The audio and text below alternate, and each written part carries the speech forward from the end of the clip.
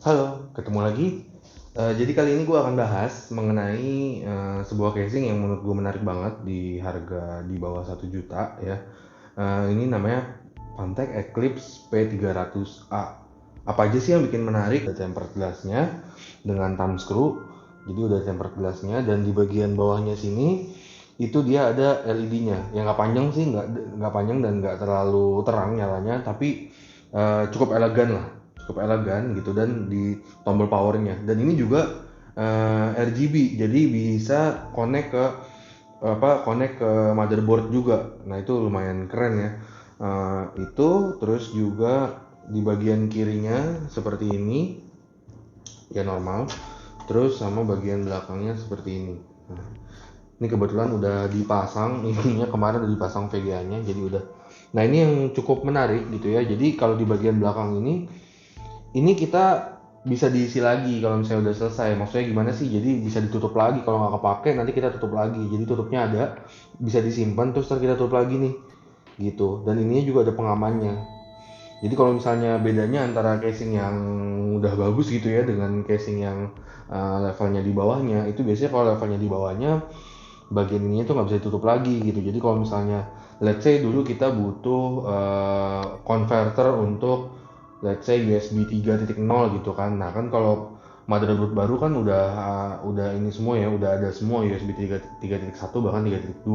Jadi kita nggak, misalnya nggak kepake slotnya, terus bisa ini WiFi juga kayak gitu. Mungkin tadinya kita pakai WiFi PCI Express, terus sekarang semua motherboard pas kita ganti motherboard nggak perlu lagi, udah include gitu ya wifi-nya. Nah udah kita bisa tutup gitu. Nah ini ukurannya ATX gitu ya, jadi ukurannya ATX. Dan kenapa gue milih ukurannya ATX, karena yang pertama memang untuk ATX ini gue ngincernya airflow-nya bakal lebih bagus gitu ya dibandingkan casing gue yang sebelumnya, yaitu mini ITX ya gitu. Jadi micro ATX, sorry, MATX. Nah ini ada 4 thumb screw-nya. Nah tapi di sini memang yang agak harus hati-hati, tempered glass-nya ini karena nggak ada penahannya, jadi kita harus megang sendiri nih gitu. Ada beberapa casing yang dipegang gitu ya di sininya, kalau ini enggak, jadi harus dipegangin, harus hati-hati, terus langsung taruh, disimpan gitu ya kalau kita mau pasang PC-nya. Nah dia udah dapat satu eh fan casing fan, dapat satu di belakang, di depannya kosong gitu ya, di depannya kosong. Nah ini bisa sampai ATX gitu, jadi serunya bisa sampai ATX.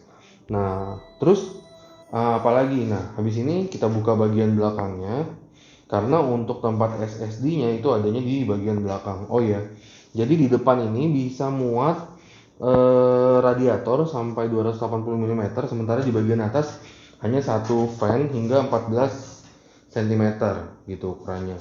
Jadi di atasnya emang cuma satu ya. Mungkin kalau casing-casing kebanyakan kan itu biasanya ada dua gitu kan. Kalau ini cuma satu. Nah, selanjutnya kita akan coba lihat bagian belakangnya.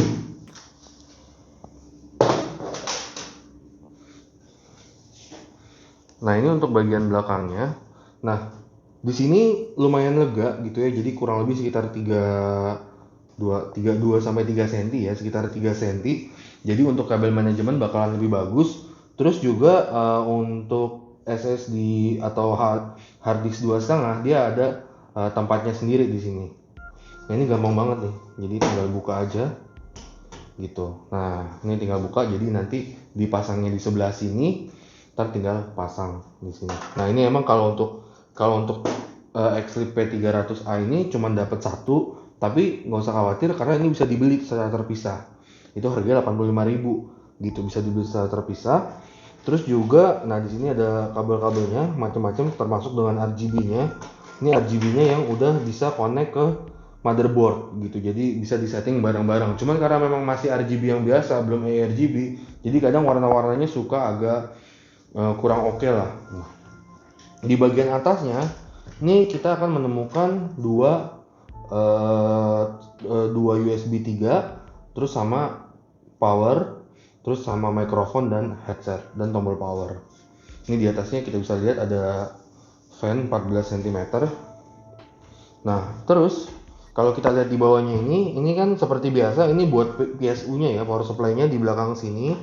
Nah, ini kalau kita kelihatan ini ada tempat harddisknya, harddisk 3,5 inch gitu ya, harddisk internal PC. Cuman bukan dari samping. Nah, ini yang menarik nih dari casing ini, bukan dari samping, jadi dia dari depan. Nah, cara bukanya gampang banget di bawah gitu ya. Nah, ini bagian tutupnya, nggak ada konektor apa-apa, tapi udah ada dust filternya di bagian atas. Jadi tinggal copot aja. Nah, ini di sini kita bisa nemuin dua slot buat fan maksimum 14 mm. Nah, ini buat harddisknya. Nah, jadi menarik banget. Kenapa? Karena harddisknya sendiri tidak mengganggu airflow atau tidak mengganggu tempat dari kabel-kabel, apalagi terutama buat kita yang belum menggunakan power supply yang modular. Jadi kalau misalnya power supply-nya masih biasa gitu ya, yang masih non modular, itu kan biasanya kabelnya berseliweran tuh di bawah gitu kan, karena nggak bisa copot-copot.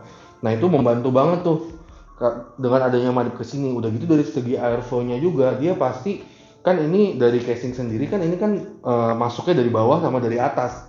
Kalau casing ini gitu bagian depannya, jadi langsung tuh anginnya langsung masuk dari bawah dan dari atas gitu. Jadi harddisknya juga jauh lebih dingin lah dibandingkan dengan yang biasanya kalau misalnya madep ke samping gitu.